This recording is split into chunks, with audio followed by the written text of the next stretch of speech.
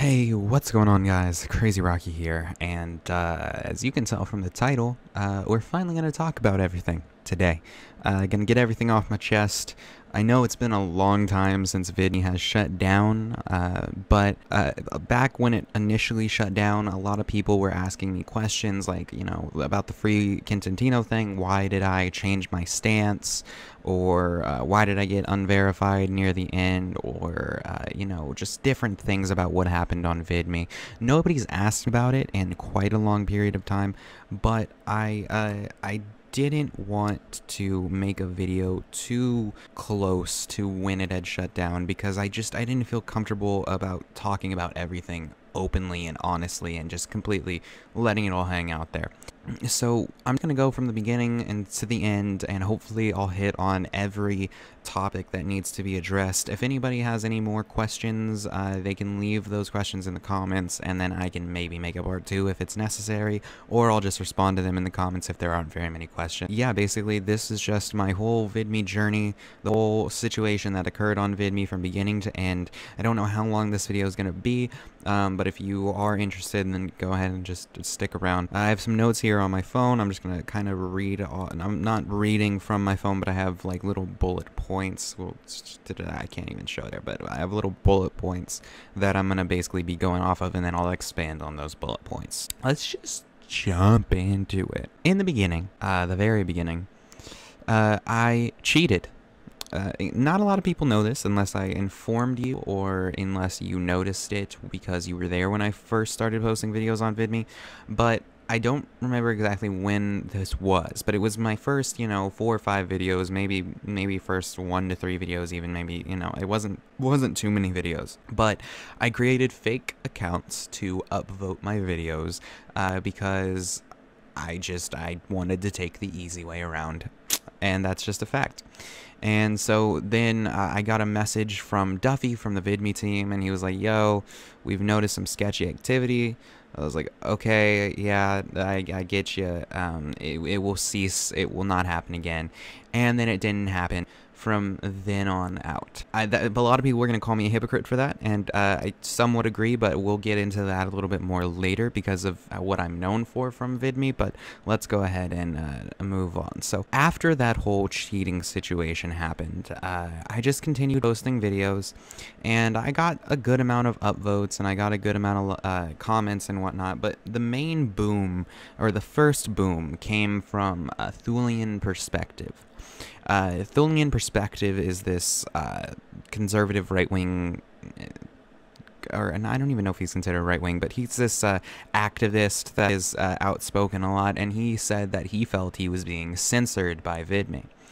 And now I, at the time, had not seen any censoring of creators on Vidme unless they were breaking the rules. So I made a video talking about how I thought that was bullshit, how he wasn't being censored. And, I still don't know how I feel about that. I still think that really he wasn't being censored because his videos were constantly on the trending page and whatnot. But basically he talked about how he was being censored, and I just said, you're an idiot. And a lot of people liked that video. A lot of people commented. And from that video, I got a message from Ramen. And Ramen is how we refer to him, but Ramen is the, I still love Ramen. Ramen is like a brother to me. He was with me through the whole Vidme journey, and he's still along my side with the YouTube journey. But he basically messaged me, and he was like, yo, man, I love how you went ham on Thulian Perspective. I love how you, showed proof of what you were saying and everything like that. And he was like, do you have any more videos like that planned for the future? And I also remember that it was just a video called Rocky Rants. It wasn't what it became. It wasn't what it turned into yet. It started out as Rocky Rants. And I was like, I don't really have any, I love making commentary videos. I have done that for a while, but I don't know of any other situations that I talk about or who else I'd expose or anything like that. And then it just turned into me looking for, big creators that were abusing the upvote system. And I say specifically big creators because there were some small creators that I kind of called out for using the upvote system, but I mostly didn't have a problem with them abusing the system. I mean, I didn't think it was the right thing to do, but I understood where they were coming from. I understood that they were coming from a place of not being able to grow on YouTube, and they wanted to come over and they wanted to get an audience, and they wanted to just do it as fast as they could, and they wanted to have an opportunity. But for the bigger creators, specifically one that I'll bring up in a moment, but the bigger creators, they were already getting upvotes, they were already getting views. I didn't like that they were just faking more upvotes for more views, because they were taking spots away from creators that could be coming up when they were, already, these big creators were already getting views on Vidme and whatnot. So I was trying to expose some big creators for cheating, and then I called just people out for stupidity. I remember I called this one kid out for making a critique on Vidme, and I didn't think the critique was very strong, so I was like, yeah, I called him out for that. And so that a lot of that happened until my first peak came along. So the first peak on Vidme was definitely with the Warpath Gaming situation. Now, if you don't recall what the Warpath Gaming situation was, basically the biggest gaming creator on Vidme was a guy called Warpath Gaming, and he would get a decent amount of interaction on his videos. He would get a decent amount of views. However, people came to me with evidence that he was making duplicate comments on his videos from fake accounts. He was, there was these strange upvotes coming from accounts with no names that were just created, or even better than that was that there were accounts that had been long-standing accounts that all had very similar commenting styles. So basically, like, I don't remember the names of these channels, but basically there would be like a channel, Legend Gamer 28, and he would say pretty much the same. He would speak in the, he would type the same way, and he would use the same words in the same way as like this other random channel would. And these channels never posted videos, and they only ever really upvoted Warpath's videos and Warpath's friends. Now, when I first uploaded my theory about this, I spoke to Warpath Gaming about it. I called him on Discord. I was like, yo, man, what's going on with this? I want to hear your side of the story.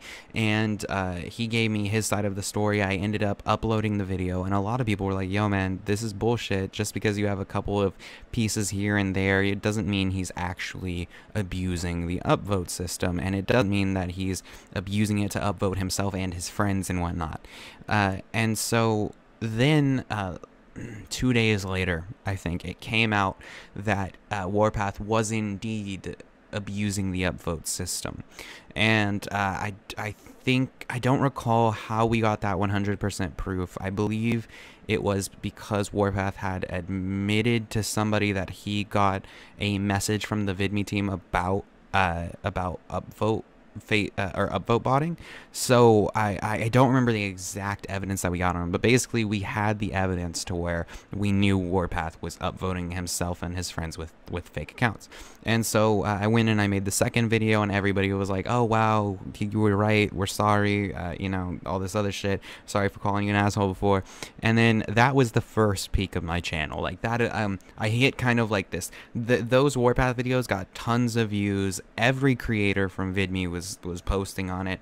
Everybody on Vidme was tweeting about it and everything. Like, it was a big thing for Vidme because this was the largest gaming creator. Now, then with the aftermath of the Warpath Gaming situation, we kind of put together the Drama Crew. And the Drama Crew, the reason we called it the Drama Crew was because everybody would leave comments on my videos or my friends' videos saying, oh, you're just trying to start drama. And we never felt like we were simply trying to start drama. We always felt like we were trying to either, help the site from, corrupt creators, or we were trying to help other creators grow, or we were calling other people out, but we weren't doing it to be dramatic. We were doing it because we thought there was legitimate reason. And I personally always made the point to never call anybody out unless I had solid evidence of something. And whether that solid evidence be considered solid by your terms, that is something that is up to debate, but for me, I always felt the evidence I had was solid, or else I wouldn't have uploaded the video. So we started up the drama crew. Everybody in the drama crew kind of started their own podcasts. We all kind of started Discord servers, and we kind of just coasted off of that Warpath peak for a while. And then the second peak came when the free Kentantino situation happened. Now, the free Kentantino situation is, I don't remember exactly how it went down once again, but basically Kentantino constantly would make videos about calling Vidme out and calling the Vidme crew out, the people that worked at Vidme. And then Kentantino ended up getting unverified. Now, the Vidme team would not give any reason as to why he was unverified. They simply said, you broke some rule. And they wouldn't tell him what that rule was. So basically, everybody in the drama crew and a bunch of other creators outside of the drama crew and tons of people on Twitter all started tweeting out and talking about hashtag free Kentantino. And you can still go and you can see the long list of tweets on Twitter if you just type in hashtag free Kentantino. It was pretty crazy to realize how much of like an influence that we did have on that website, because it literally was trending in certain areas, not very highly. I think it was it was a low trend, but it was literally trending in certain areas because a lot of people were talking about it. And so after Kentantino got unverified, everybody started talking about it. The Vidme team reached out to myself, and they said, this free Kentantino thing, there's more to it. You don't know everything. Kentantino did break a rule, but we can't tell you what that rule is because we have a confidentiality thing where we don't tell people what rules somebody broke. And so since they reached out to me, when they reached out to me, they asked me to stop talking about this free Kentantino thing. And not only did they ask me to stop talking about the free Kentantino thing, prior to that, they had a couple months prior, when I was initially doing the Warpath gaming thing and all that, the Vidme team reached out to me and said, hey, we want you to stop doing Vidme Cop. And Vidme Cop is what the exposing big creators and whatnot had turned into. And basically, it was the biggest series on my channel. And they said, we want you to stop doing Vidme Cop. It's not good for our platform. It's not good for us. It makes us look bad, and honestly, it makes our creators look bad. And we don't want you doing that on our site. They said you can do it on our site, but we don't want you doing it on our site. So I basically told them to screw themselves, and I continued doing Vidme Cop. But when this free Kentantino thing came around, they asked me to stop talking about it again, and I was really scared that they were gonna unverify me as well, because they just unverified Kent and gave no reasoning. Why wouldn't they be able to unverify me and give no reasoning? And the reason I was so terrified of becoming unverified is because I was a Vidme only creator. So every video I would create, I would only upload to Vidme, and I would never upload to YouTube. And due to that, my core audience was on Vidme. And so I was scared that since I hadn't, driven people over to my other channels, if I don't keep Vidme open, then I'm gonna lose my audience and I'm screwed, because I want to keep making videos and I want to keep having my core audience and whatnot. So what was I gonna do? And so that's the process that went through my head. And that was why I kind of flipped on my stance when it came to Kentantino, was because I was kind of just scared of what would happen to my channel and my following. And so and that was selfish as well. I definitely should have stuck on Kentantino's side, and I really definitely should have, because it didn't save my channel stopping talking about free Kentantino.